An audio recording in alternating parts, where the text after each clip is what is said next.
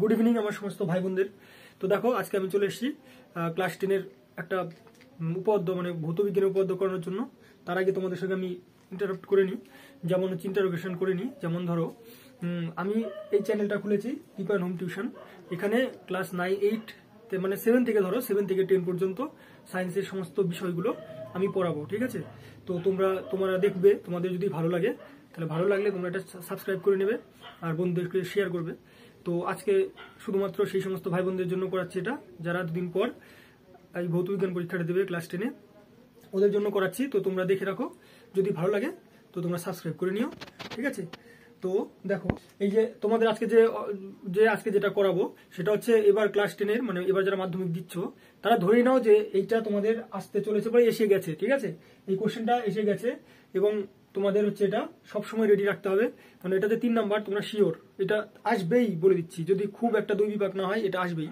আর এটা আমি করে দিচ্ছি আরো পরবর্তীতে যারা মাধ্যমিক দেবে তাদের জন্যও করব, ধীরে ধীরে ধীরে ধীরে করব প্রত্যেকটা চ্যাপ্টার ওয়াইজ। তো তোমরা এখনই সাবস্ক্রাইব করে নিও যারা নতুন আছো, পরে তোমাদের সমস্ত ক্লাসের পর অধ্যায় ভিত্তিক আমি দিয়ে দিব, ঠিক আছে?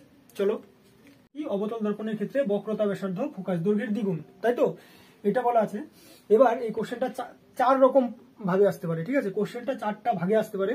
তো এবার কি হবে, দেখা গেল যে যেভাবে পড়ে গেছে, নর্মালি তোমরা হয়তো সবাই যে নামে চেনো সেটা হচ্ছে আর ইকুয়াল টু 2f। তোমরা প্রত্যেকেই সবাই কি জানো, আর ইকুয়াল টু 2f। দেখবে বন্ধুরা বলবে যে এবার আর ইকুয়াল টু 2f আসবে। এবার এই আর ইকুয়াল টু 2f এটা যে আরো 3 ভাবে আসতে পারে সেটাও জেনে রাখা ভালো, ঠিক আছে? তাহলে দেখো আমি সবগুলোই দেখিয়ে দিচ্ছি। প্রথমে কি বললাম, যে এরকম আসতে পারে অবতল দর্পণের ক্ষেত্রে বক্রতা ব্যাসার্ধ ফোকাস দৈর্ঘ্যের দ্বিগুণ, এটা আসতে পারে। এইবার দেখো এটা কমন সেন্স কাজে লাগাও। দেখো যদি এটা দ্বিগুণ বলে তাহলে আমি এটা উল্টো করে বলতে পারি যে অবতল দর্পণের ক্ষেত্রে ফোকাস দৈর্ঘ্য হচ্ছে বক্রতা ব্যাসার্ধের অর্ধেক, বলতে পারে, তাই না? সেম অঙ্ক, সেম জিনিস, শুধুমাত্র নামটা চেঞ্জ করে দেওয়া, একটু ট্রিকি। তারপরে কি বলেছে, এটা তোমরা যে নামে চেনো আর ইকুয়াল টু 2f আসতে পারে, তাই তো? তোমরা এই নামে বেশি চেনো এটাকে। তো আর ইকুয়াল টু 2f যদি আসে তাহলে f ইকুয়াল টু r/2 কেন আসবে না সেটা বলো, তাহলে এটাও আসতে পারে। তা দেখো এইটুকুর জন্য হয়তো তোমরা ভেবে গেছো যে আর ইকুয়াল টু 2f এসছে, তোমরা গিয়ে দেখলে f ইকুয়াল টু r/2, ব্যাস তোমাদের তো শেষ হয়ে যাবে। কিন্তু ওটা কিন্তু ভাববে না। এই যে আমি 4টা বলে দিলাম, 4 রকম ভাবে, এই 4 রকম ভাবেই আসতে পারে, তোমরা ঠিকঠাক করে নেবে। তো দেখো আমি সরাসরি এখন যাচ্ছি এটাতে, ধীরে ধীরে আঁকবো, বোঝাবো আর লিখবো, ঠিক আছে? তোমরা ধীরে ধীরে ধীরে এটা করে নাও। আবার কিন্তু বলে দিচ্ছি এটা ভীষণ ভীষণ ইম্পর্টেন্ট, এটা আসবেই। ধরো চলে গেছে, চলে এসছে এবার, ঠিক আছে? তো দেখো এবার আমি বলছি আর লিখছি, বুঝিয়ে দিচ্ছি, ঠিক আছে? ধরা যাক m1 p m2 m1 p m2 একটি কম উন্মেষের অবতল দর্পণ, ঠিক আছে? অবতল দর্পণ, ঠিক আছে? যেখানে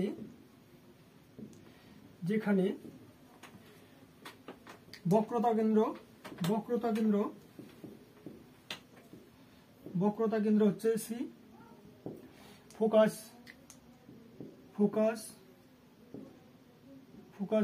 f এবং মেরু p, ঠিক আছে? সিটা হচ্ছে বক্রতা কেন্দ্র, এফটা হচ্ছে ফোকাস আর পিটা হচ্ছে মেরু, ঠিক আছে? তো এবার আমি লিখবো যে বক্রতা ব্যাসার্ধ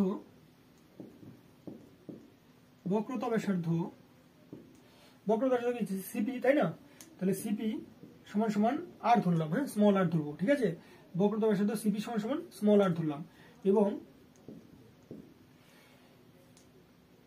ফোকাস দৈর্ঘ্য বা দূরত্ব pf, হ্যাঁ, pf সমান সমান এটা স্মল f ধরলাম, ঠিক আছে?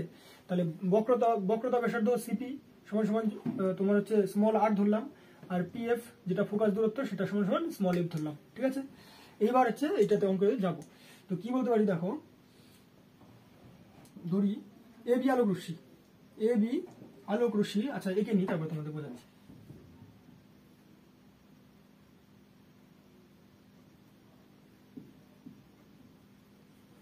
আলোক রশ্মি বি বিন্দুতে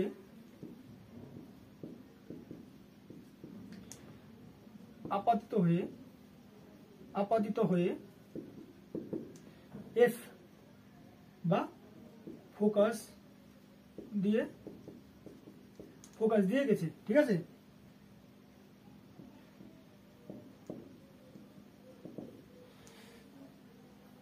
এবার দেখো এই যে দেখো এবি একটা আলোক রশ্মি, ঠিক আছে। এবি আলোক রশ্মিটা কি করলো, বি বিন্দুতে পড়লো, পড়ে ফোকাস দিয়ে বেরিয়ে গেল, ঠিক আছে। এবার আমি সিবি যুক্ত করব, সিবিটাকে যুক্ত করে দেবো, ঠিক আছে। সিবিটাকে যুক্ত করি, ঠিক আছে। তো লিখবো সিবি যুক্ত করি, যুক্ত করি। এবার দেখো তো এই এবি আলোক রশ্মি বি বিন্দুতে পড়ার পর যখন আমার ফোকাস দিয়ে গেছে, এ বিন্দু দিয়ে গেছে, তখন দেখো এখানে আলোক রশ্মি যখন পড়বে আপাতিত হবে তখন কি আপতন কোণ তৈরি করবে, আর যখন প্রতিফলিত হবে তখন প্রতিফলন কোণ তৈরি হবে। তাহলে এই যে দেখো এবি আলোক রশ্মি এই বি বিন্দুতে পড়েছে, তার মানে এখানে যা কোণটা তৈরি করেছে এটা হচ্ছে আপাতন কোণ আর এটা হচ্ছে প্রতিফলন কোণ, তাই তো। এবার একটা জিনিস মনে রাখবে, এই যে সিবিটা যেটা আমি যুক্ত করলাম, এই সিবিটা কিন্তু লম্ব, ঠিক আছে। এই যে এটার উপরে লম্ব কেন বলতো, সিবি লম্ব কেন, কি সিবি হচ্ছে বক্রতা ব্যাসার্ধ, ঠিক আছে। তাহলে এটা কি বক্রতা ব্যাসার্ধ তো, তাই না। এই যে এই অবতল দর্পণ, এই যে দর্পণটা যে আছে, এই দর্পণের বক্রতা ব্যাসার্ধ হচ্ছে সিবি, তাই জন্য সিবিটা কি লম্ব। তো এটা লিখে দিবে নোটটা। তো এবার দেখো, এবার এখানে লিখবো যে এখানে আপাতন কোণ সমান সমান কি, এই যেটা আপাতন কোণ এ বি সি, তাই না। এবং প্রতিফলন কোণ সমান সমান কোণটা বলো, এই যে এটা প্রতিফলন কোণ, এই যে প্রতিফলিত হয়ে গেছে এই কোণটা, তাহলে ওটা হচ্ছে সিবিএফ, ঠিক আছে। তাহলে এটা হচ্ছে আপাতন কোণ, এটা হচ্ছে প্রতিফলন কোণ, ঠিক আছে। এবার দেখো আমরা যে আলোর প্রতিফলনের যে নিয়ম, সেই নিয়ম অনুযায়ী আমরা কি জানি, আপাতন কোণ আর প্রতিফলন কোণের মান কি হয়, সমান হয়।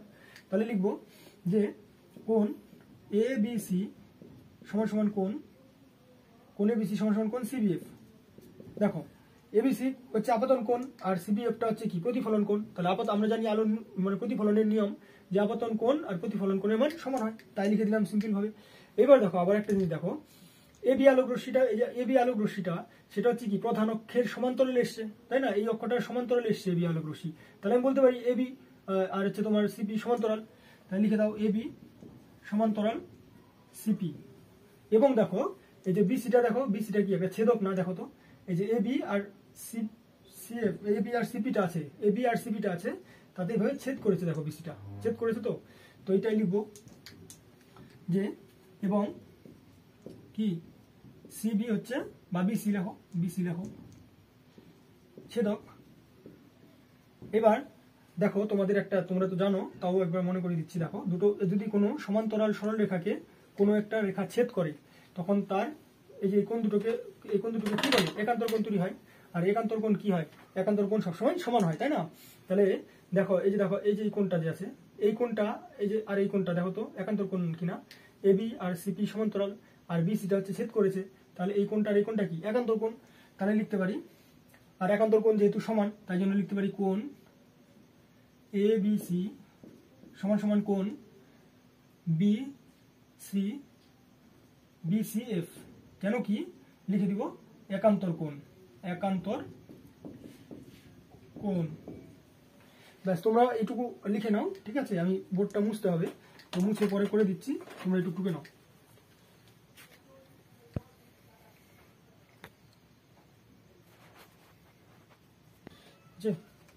এবার দেখো এই কোণটা আমি সমান বললাম, তাই তো একান্তর কোণ। আবার দেখো এই কোণটা সমান ছিল, কারণ আপাতন কোণ আর প্রতিফলন কোণের মান সমান হয়। তাহলে এই কোণটা সমান, আবার এই কোণ আর এই কোণ সমান, তাহলে আমি বলতে পারি না যে এই কোণটা আর এই কোণটা সমান, তাই না।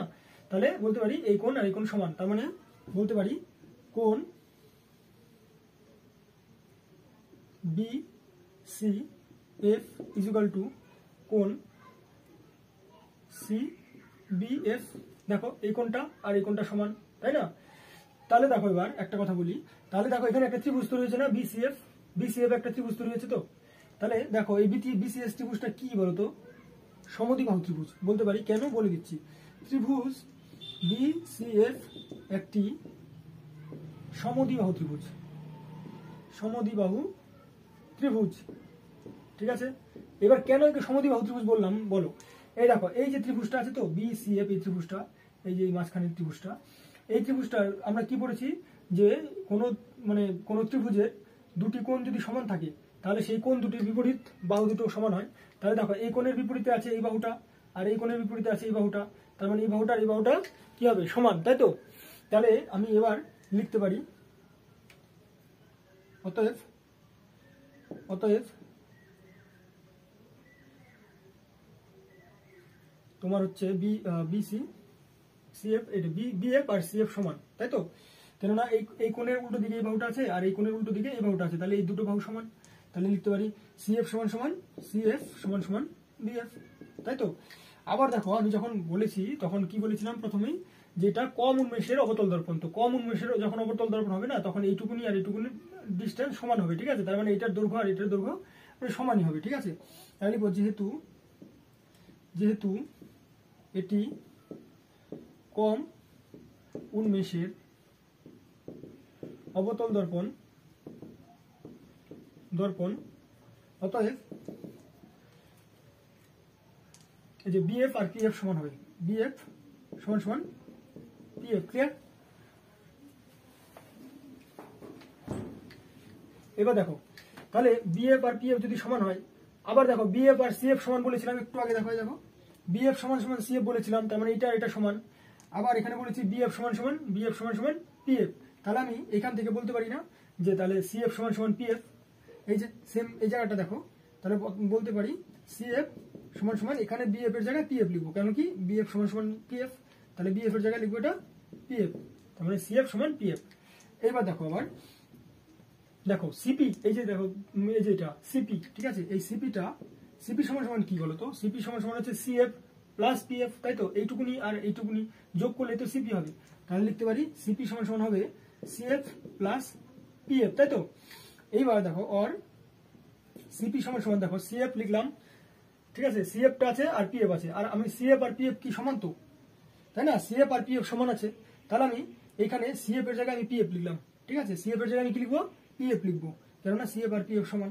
তাহলে CF এর জায়গায় লিখবো PF প্লাস PF, তাহলে और CP সমান PF কয়বার আছে, দুবার আছে না, PF প্লাস PF মানে 2PF, তাহলে 2PF লিখে ফেললাম। এবার দেখো, CP-টাকে আমি কি ধরেছিলাম, বক্রতা ব্যাসার্ধ CP সমান R ধরেছিলাম, স্মল r, তাহলে অতএব R ইকুয়াল টু এবার 2PF, তাই না। এই PF-টাকে আমি কি ধরেছিলাম, স্মল f, তাহলে এখানে 2 থাকলো আর PF এর জায়গায় স্মল f লিখে দিলাম, তাহলে R ইকুয়াল টু 2F হয়ে গেল। এবার দেখো, যদি এটাকে উল্টো করতো তাহলে কিছুই না, সেম জিনিস। দেখো R ইকুয়াল টু 2F মানে কি, দেখো এইটা উল্টে দিতে এখান থেকে ক্যালকুলেশনটা, তুমি এই ক্যালকুলেশনটা ভুলে যাও, এইটুকু হলেই, ঠিক আছে। এইটুকু এরপরে লিখে দিতা যে তোমার হচ্ছে অতএব F ইকুয়াল টু, বা এখান থেকেও তুমি করতে পারো। দেখো এখানে R ইকুয়াল টু 2F হলো, তো এখানেও তুমি বলতে পারবা যে অতএব F ইকুয়াল টু R/2, মানে F ইকুয়াল টু R আর এই দুটা কি আছে ভাগে চলে যাবে, তাহলে F ইকুয়াল টু R/2। তো যাই হোক, এখানে আমি R ইকুয়াল টু 2F এইটা দিয়ে করলাম, তাহলে এটা আমার প্রুফড, ক্লিয়ার। আশা করি বুঝে গেছো। যদি না বোঝো বারবার স্কিপ করে দেখবে, আশা করি বুঝে যাবে। আর বারবার করে বলছি, এটা কিন্তু কখনোই মিস করবে না, এটা কিন্তু আসার সম্ভাবনা একদম 99%। এবং যদি কোনো, বারবার বলছি, 2 বিভাগ না হলে কিন্তু এটা 3 নাম্বার তোমার শিওর, ঠিক আছে। চলো।